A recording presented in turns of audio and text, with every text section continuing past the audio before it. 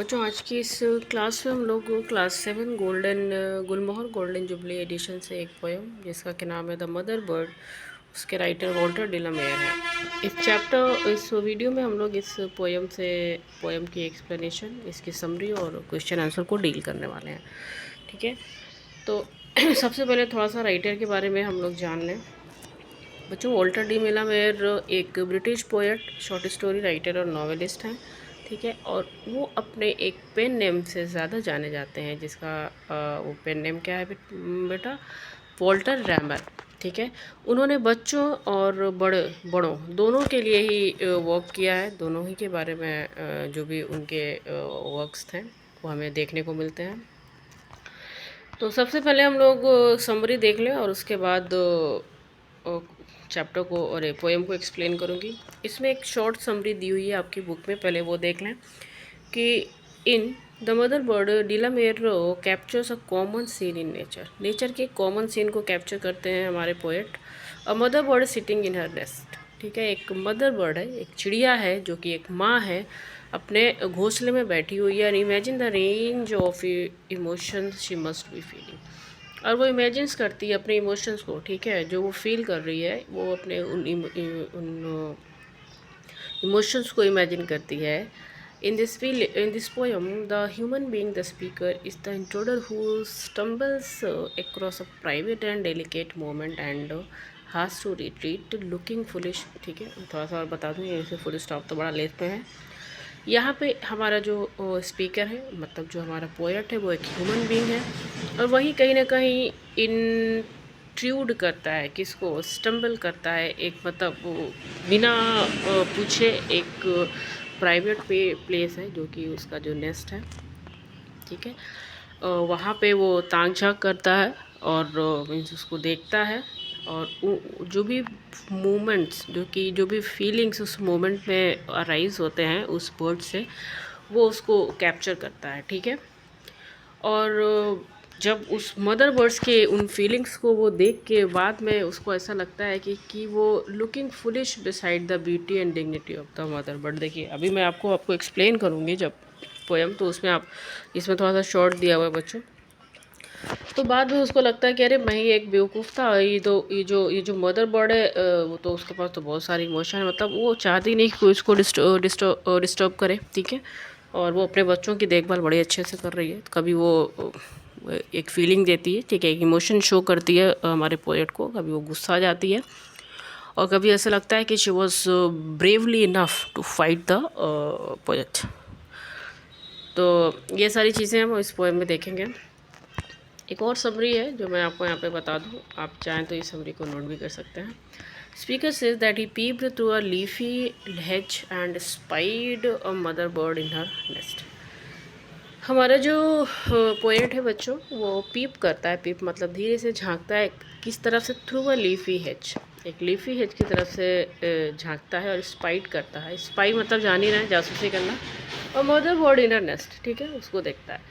And he kept watching हर, उसको देखता रहता है। ही सॉ हर आइज, उसकी आंखों को देखता है। स्टेरिंग बैक एट हिम, वो जब उसकी आंखों को देखता है ना, तो उसकी आंखों को वो देखता है तो mother bird was also steering है, मतलब वो जान रही कि समवन वॉज वॉचिंग, है ना, as if she were pleading with him not to disturb हर।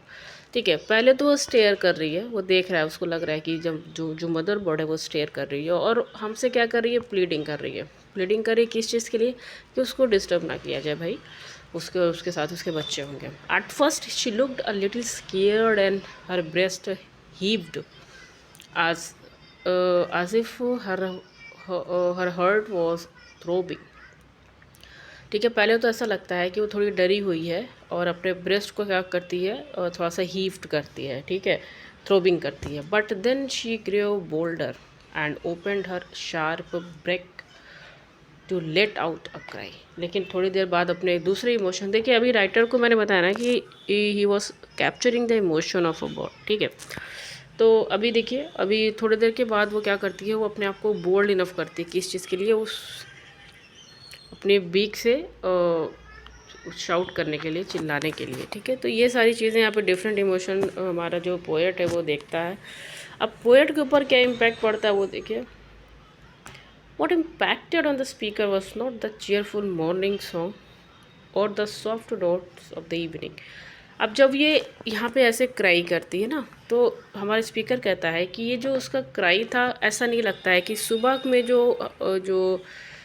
क्या बोलते हैं, जो एक जो बर्ड्स होती हैं जो गाती हैं ना, चहचहाती हैं, तो that cry was not like that, was not that types of song, ठीक है। ऐसा नहीं लग रहा था कि वो जो क्राई है वो कोई चिड़िया जो है वो चहचहा रही है, ठीक है। और ना ही एक शाम का जो एक सॉफ्ट नोट्स होता है, ना ही वो उसकी तरह से वो क्राई था, वो जो वॉइस बर्ड ने निकाला, मदर बर्ड ने, ये दोनों ही तरह का नहीं था, but one sharp note too defined hoping to scare away the intruder. बल्कि एक कैसा नोट था, अपने आप को बचाने का एक नोट था, होपिंग टू स्केयर है, मतलब उस इंट्रोडर को, मीन्स हमारे पोएट को दूर भगाने का एक ऐसा नोट था कि मैं ऐसे शाउट करूँगी तो शायद जो है वो हमारा जो भी इंट्रोडर घुसपैठिया है वो यहाँ से चला जाएगा। The speaker crept up smiling feeling like a fool to disturb a tiny bird but a strong motherly instinct to protect her young. बाद में जो हमारे स्पीकर है वो बहुत ही ज़्यादा अपने आप को फूलिश सोचता है कि मैं ये फूलिश है, ये तो बहुत ही ब्रेव है। जो मदर बर्ड है, she was very brave enough to protect her young ones, ठीक है। तो इसलिए वो वहाँ से चला जाता है। तो ये जो एक समरी थी मैंने आपको दे दी हमारे कविता से। अब थोड़ा सा मैं इस पोएम को एक्सप्लेन कर दूँ, उसके बाद क्वेश्चन आंसर की तरफ बढ़ते हैं, ठीक है। तो देखिए, मदर बर्ड, वैसे तो नाम से ही बच्चों इसके बारे में थोड़ी मोड़ी जानकारी हम लोग ले लेंगे कि this poem is about a mother, ठीक है, a mother who is a bird.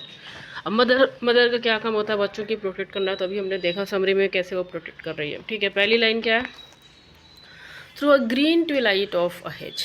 Twilight मतलब होता है भोर का समय, जिसमें थोड़ा थोड़ा उजाला होता है, थोड़ा थोड़ा अंधेरा होता है, ठीक है। मतलब इतनी लाइट होती है कि कुछ हम लोग धुंधले ही बट देख सकें।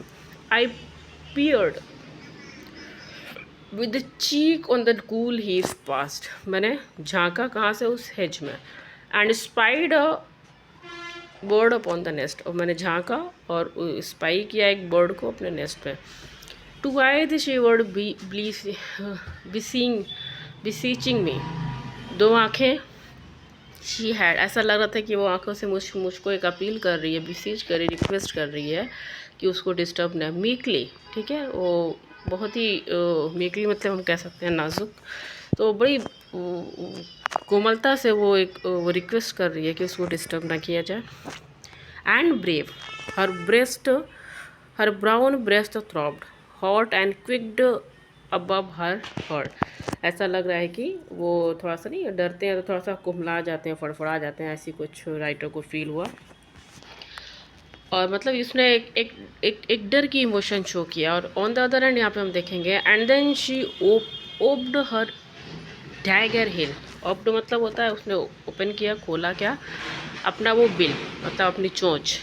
It was not a chip as sparrow's pipe. Pipe मतलब होता है सॉन्ग या सिंग, ठीक है। तो ऐसा नहीं लगता है कि जो at the break of the day, break of the day मतलब सुबह का समय। तो कह रहे हैं कि वो जो उसकी जो मतलब जब वो चिल्लाई तो it was not a chip, वो चिड़ियों का चिड़चिड़ाना नहीं था, मतलब वो सॉन्ग नहीं था जैसे कि स्पैरो जो है वो सुबह के टाइम गाती है। It was not a trill, ना ही एक ऐसा नोट्स था as falters through the quiet evening, जो इवनिंग के समय हम देते हैं, बल्कि ये क्या था, but one sharp solitary note, जबकि ये किसी का एक सॉलिटरी नोट था, ठीक है। किस के लिए नोट था, to desperate fires and wide vivid cry, बहुत ही पैशनेटली वो विविड क्राई थी, of violent tears and hopeless joy. ऐसा लग रहा था कि गुस्से से भरा और किसी को दूर भगाने के लिए जो क्राई होता है, जो किसी को डराने के लिए जो क्राई होता है, वो था one passionate notes of victory. ऐसा लगा था कि किसी पे फतह हासिल करने वाला वो एक नोट था, वो एक क्राई था। Of like a fool afraid I sneaked, ठीक है।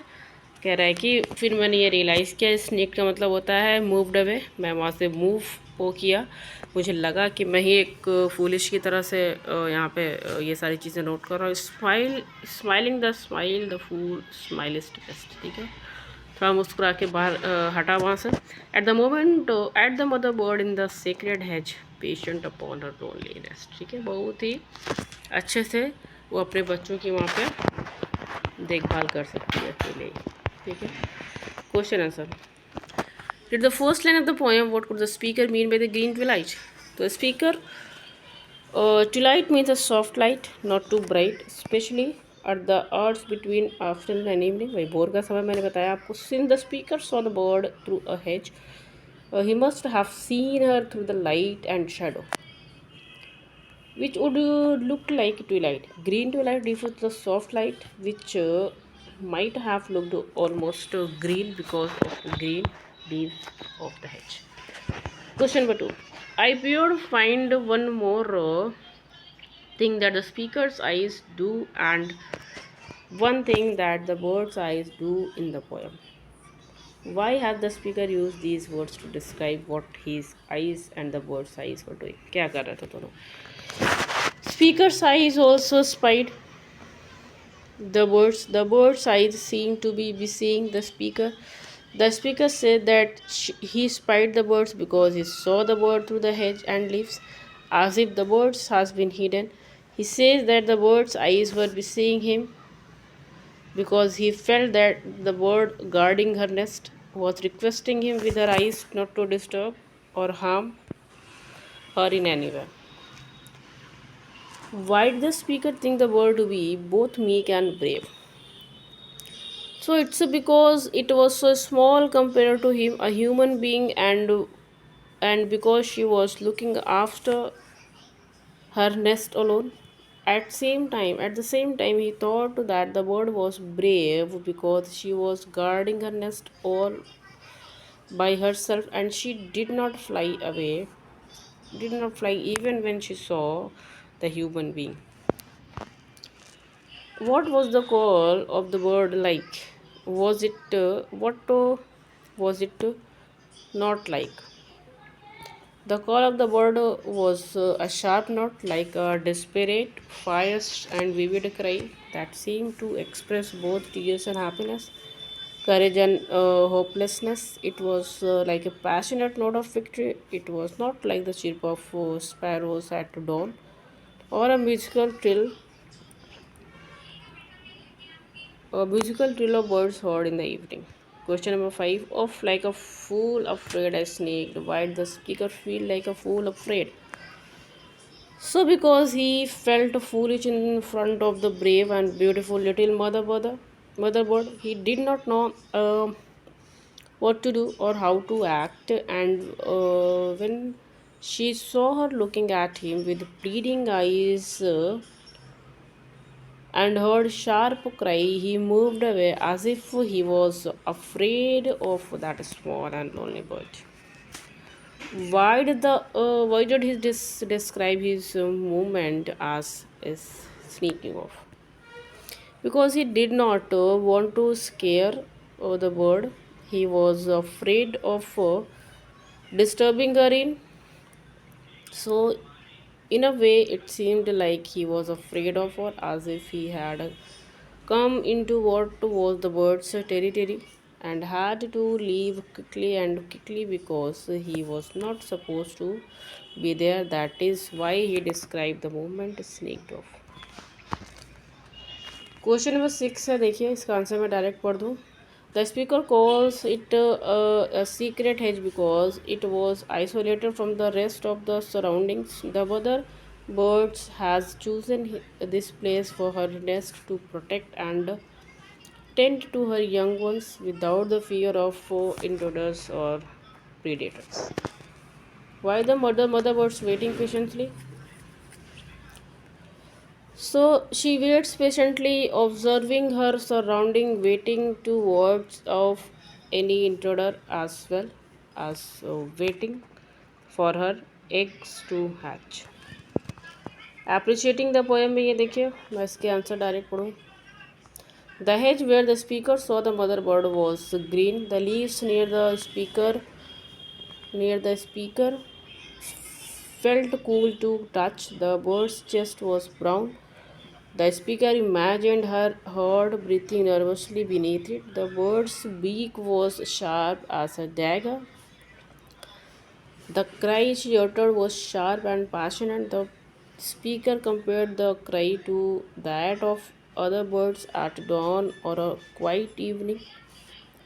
As he moved away, he felt that the hedge was a secret place and the nest was the lonely one.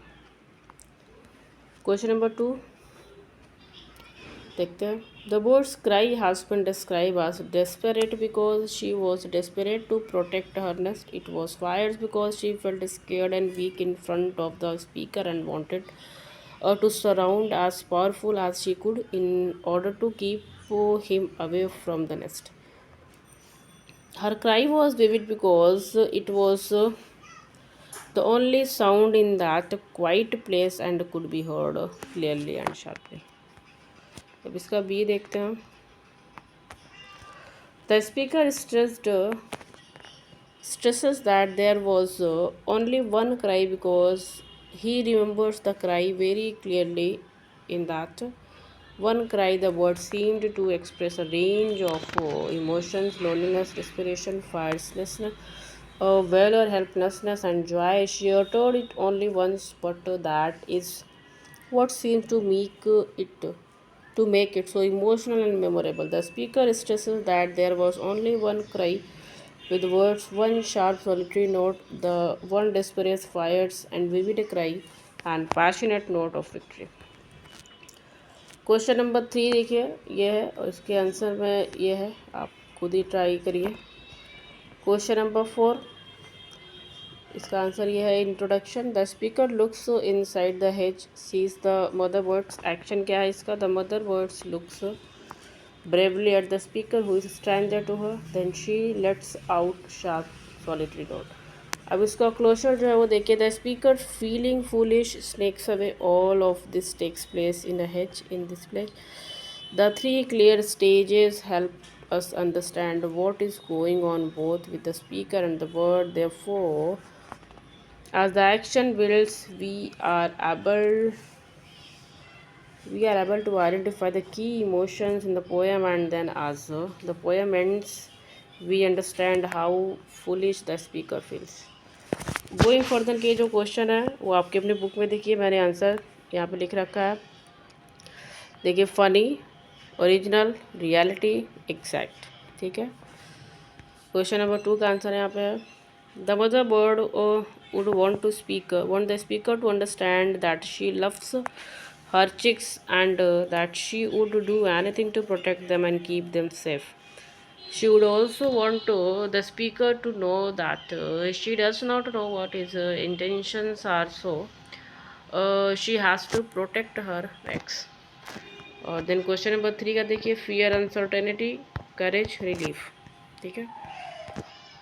चौथा, इसको आप स्क्रीनशॉट ले लीजिए भाई, वीडियो बहुत लंबा हो रहा है. ठीक है. तो ये कविता यहाँ पे ख़त्म हुई क्योंकि इसमें क्वेश्चन आंसर बहुत ज़्यादा थे और पोएम को एक्सप्लेन करना, समझ देना एक ही वीडियो में, that is not very possible.